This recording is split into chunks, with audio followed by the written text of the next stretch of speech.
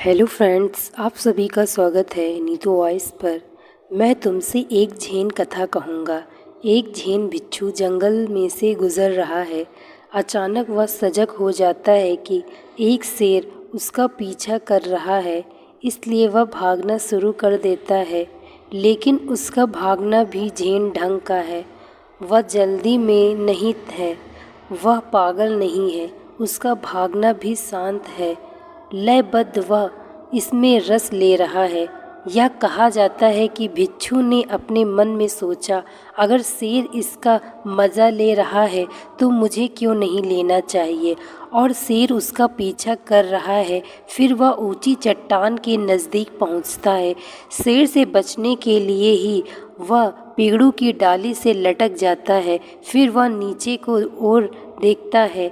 वह सिंह घाटी में खड़ा हुआ है, उसकी प्रतीक्षा करता हुआ। फिर शेर वहां पहुंच जाता है, पहाड़ी की चोटी पर, और वह पेड़ के पास ही खड़ा हुआ है। बिच्छू बीच में लटक रहा है, बस डाल को पकड़े हुए। नीचे घाटी में लहरें उतार पर सिंह उसकी प्रतीक्षा कर रहा है। बिच्छू हंस पड़ता है। फिर वह ऊपर देखता है। दो चूहे, एक सफ़ेद एक काला, डाली ही कुतर रहे हैं। तब वह बहुत ज़ोर से हंस देता है। वह कहता है, यह है ज़िंदगी।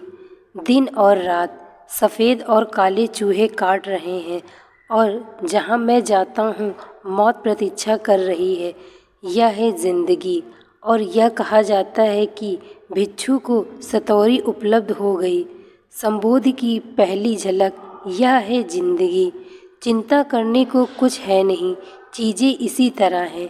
जहाँ तुम जाते हो मृत्यु प्रतीक्षा कर रही है, और अगर तुम कहीं नहीं भी जाते हो, दिन और रात तुम्हारा जीवन काट रहे हैं। इसलिए भिक्षु जोर से हंस पड़ता है। फिर वह चारों ओर देखता है, क्योंकि अब हर चीज़ निर्गरत है। अब कोई चिंता नहीं। जब मृत्यु निश्चित है तब चिंता क्या है। केवल अनिश्चितता में चिंता होती है। जब हर चीज़ निश्चित है कोई चिंता नहीं होती है। अब मृत्यु नियति बन गई है, इसलिए वह चारों ओर देखता है, यह जानने के लिए कि इन थोड़ी सी आखिरी घड़ियों का आनंद कैसे उठाया जाए।